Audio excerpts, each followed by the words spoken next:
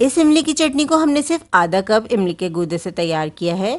आप ये मज़ेदार चटनी पकोड़ों, समोसों और चाट वगैरह में भी इस्तेमाल कर सकते हैं।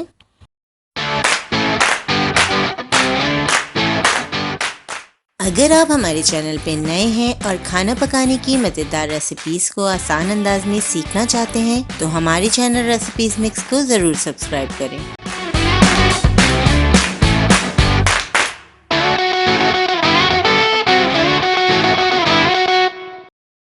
सिर्फ 3/4 कप हमें चीनी ऐड करनी है।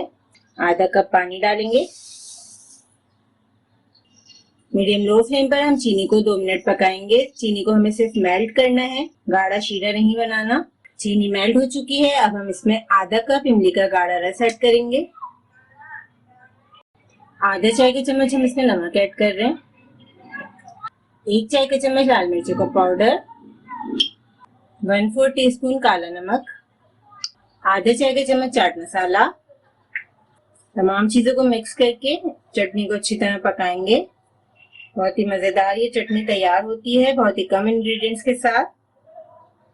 1 चुटकी हम इसमें फूड कलर ऐड करेंगे, ऑरेंज फूड कलर। 1 चाय के चम्मच कॉर्नफ्लोर को हमने 1/4 कप पानी में घोल लिया था। कॉर्नफ्लोर ऐड करेंगे, फौरन इसे मिक्स कर देंगे वरना कॉर्नफ्लोर में गुठलियां बनना शुरू हो जाती हैं। बहुत ही अच्छी मजेदार सी चटनी हमारी तैयार हो रही है। बहुत ही जबरदस्त हमारी खट्टी मीठी इमली की चटनी तैयार हो रही है। 2 मिनट हम इसे पकाएंगे। बहुत ही मजेदार इमली की खास चटनी तैयार है। इस इमली की चटनी को हमने सिर्फ आधा कप इमली के गूदे से तैयार किया है।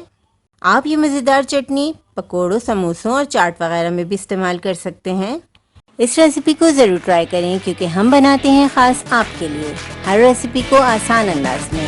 अपना ख्याल रखें और हमें अपनी दुआ में याद रखें। अल्लाह हाफ़िज़।